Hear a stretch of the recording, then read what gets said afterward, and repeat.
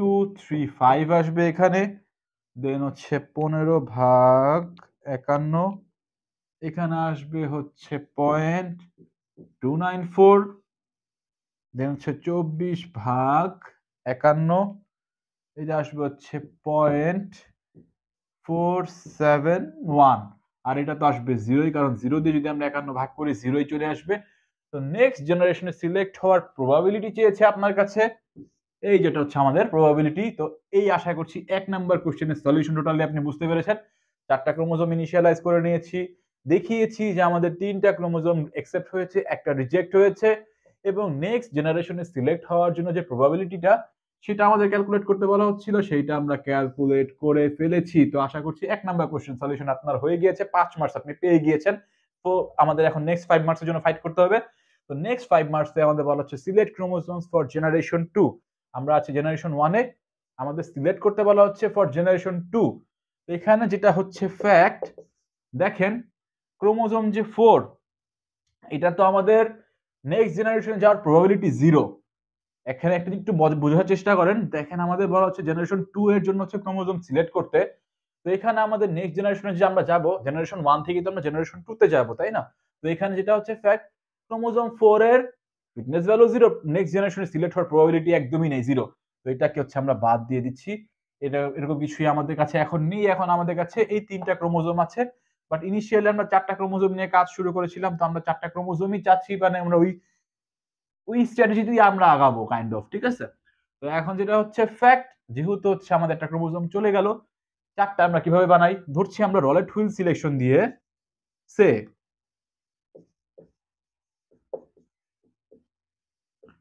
তো ধরে নিচ্ছি আমরা রলেট হুইল সিলেকশন দিয়ে হচ্ছে ক্রোমোজোম সিলেক্ট করছি। তো ফার্স্ট অফ অল হচ্ছে আমাদের এই 3টা ক্রোমোজোম আমরা রলেট হুইল বানালাম এই 3টা ক্রোমোজোমের প্রবাবিলিটি দিয়ে বা হচ্ছে পার্সেন্টেজ দিয়ে, দেন আমরা ঘোরালাম।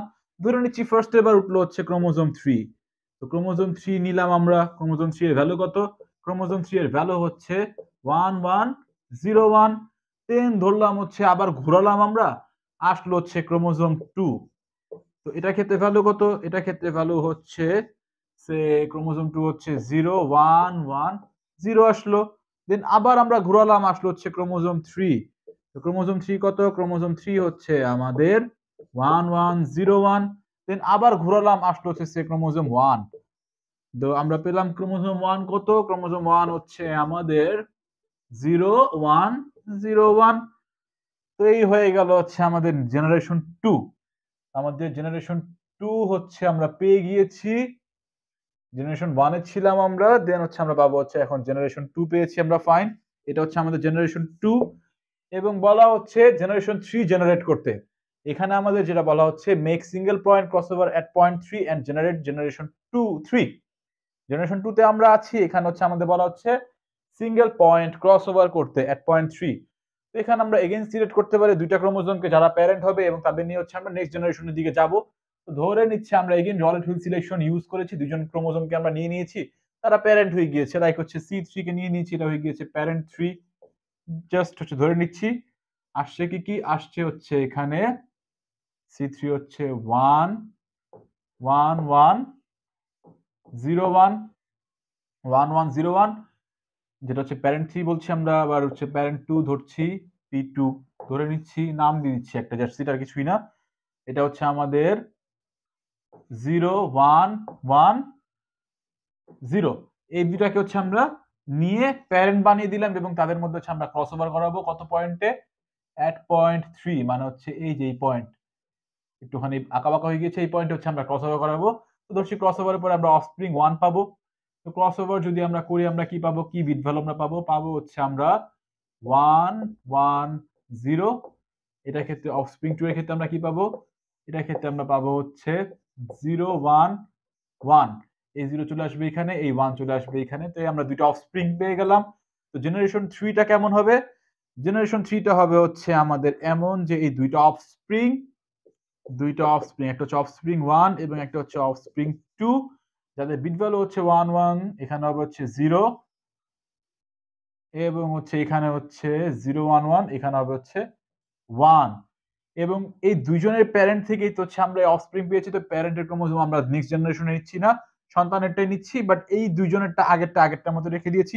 তো এই আমাদের জেনারেশন 3 হয়ে গেল। জেনারেশন 3 আমরা পেয়ে গেলাম, বলছিল আমাদের জেনারেশন 3 জেনারেট করতে হয়ে গেল।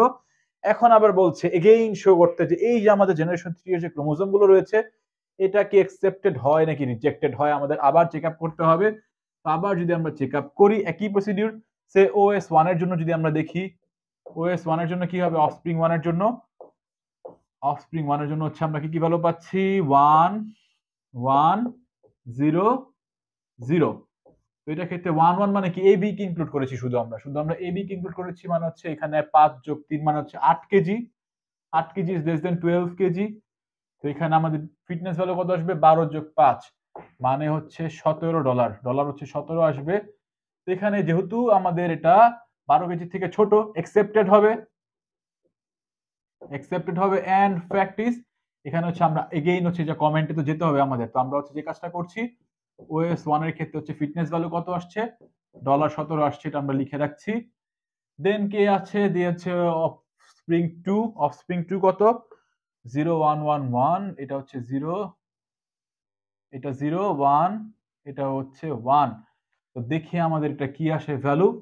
তো তিনটা আইটেম আমরা হচ্ছে ইনক্লুড করছি আমাদের অফস্প্রিং 2 এর ক্ষেত্রে। তো তিনটা কে বিসিডি, তিনটা হচ্ছে বিসিডি। তো বিসিডি কে যদি আমরা যোগ করি 7 আর 3 10 আর 2 হচ্ছে 12 KG, 12 KG less than equal 12 KG. তো এটা আমরা বলতে পারি অ্যাকসেপ্টেড হবে।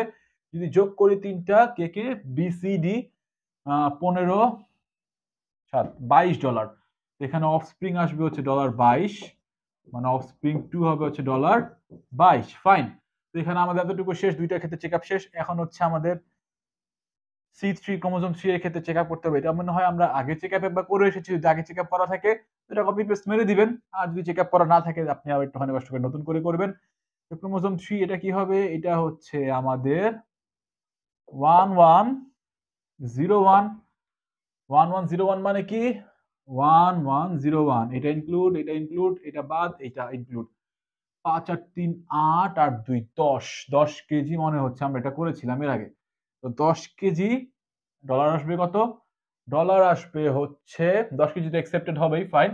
ডলার আসবে হচ্ছে এবিডি 12 5 17, 17 আর 7 $24 আসবে এখানে, 17 আর হচ্ছে 7, তার মানে হচ্ছে আমাদের C3 আসবে হচ্ছে $24। ফাইন। আরেকটাই বাকি রয়ে গিয়েছে C1। C1 এর ক্ষেত্রে কি আসবে, এটা হচ্ছে আমাদের 0101। তো এটার ক্ষেত্রে কি আসবে 0101, এটা আসবে হচ্ছে বি আর ডি জাস্ট ইনক্লুড হবে, বি আর ডি। তো বি আর ডি ইনক্লুড হলে হচ্ছে 3 2 5 কেজি অ্যাকসেপ্টেড হবে, 5 কেজি তার মানে অ্যাকসেপ্টেড। যদি আমরা ফিটনেস ভ্যালু দেখি বা ডলার ভ্যালু দেখি 5 আর হচ্ছে 7, 7 5 হচ্ছে 12, এখানে হচ্ছে ডলার হবে 12, এটা অ্যাকসেপ্টেড হবে। তো এখানে আমাদের C1 যেটা সেটা আসছে কত, আসছে হচ্ছে ডলার সাইন হচ্ছে 12 আসছে আমাদের। তো এই ভ্যালুগুলো যদি আমরা যোগ করি, যোগ করলে এখন আমাদের এতটুকু তো শেষ যে আমরা দেখিয়ে দিয়েছি আমাদের জেনারেশন 3 তে অ্যাকসেপ্ট হচ্ছে নাকি রিজেক্ট হচ্ছে বাই ন্যাপসেক। এখন আমাদের রেজাল্টের উপরে কমেন্ট করার পালা। তো জেনারেশন 1 এর ক্ষেত্রে আমাদের ফিটনেস ভ্যালু এসেছিল হচ্ছে 51। এখন জেনারেশন 3 এর ক্ষেত্রে দেখি যে ইমপ্রুভ করেছে কি করেনি, একটা নিজের মতো কমেন্ট আপনি পাস করে দিবেন। 17 যোগ 22 যোগ 24 যোগ 12 75 আসছে। সামেশন অফ F3 বলতে পারেন, F2 কে আমরা ক্যালকুলেট করিনি। আচ্ছা, F2 এর ক্ষেত্রে আমাদের ক্যালকুলেট করতে হয়নি, কারণ জেনারেশন 2 এর ক্ষেত্রে আমাদের কোনো মেকানিজম বা কোনো কাজই আমরা করিনি। সমস্যা নেই, আপনি দুইটা যে আমাদের জেনারেশন 1 এবং জেনারেশন 3 এই দুটোর মধ্যে কম্পেয়ার করে দিলেও হবে, দ্যাটস ইট এনাফ। যে আপনি বুঝেন যে প্রসিডিউরটা কি, এটা আপনি টিচারকে বোঝাতে পারলেই হলো। তো এখানে হচ্ছে যোগ করলে হচ্ছে আসছে 17 22 24 12 75 আসছে।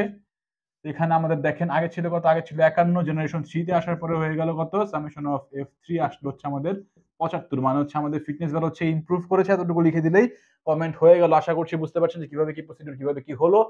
তো এই গেল হচ্ছে আমাদের ন্যাপস্যাক প্রবলেম বাই হচ্ছে জেনেটিক অ্যালগরিদম। আশা করছি সবকিছু ক্লিয়ার হয়ে গিয়েছে। যদি আজকে লেকচার ভিডিও আপনার ভালো লেগে থাকে, সবকিছু ঠিকঠাক মতো বুঝে থাকেন, অবশ্যই ভিডিওটি লাইক দিবেন, এবং এই পর্যন্ত যদি আপনি আমাদের চ্যানেলটি সাবস্ক্রাইব না করে থাকেন কাইন্ডলি সাবস্ক্রাইব করে নেবেন।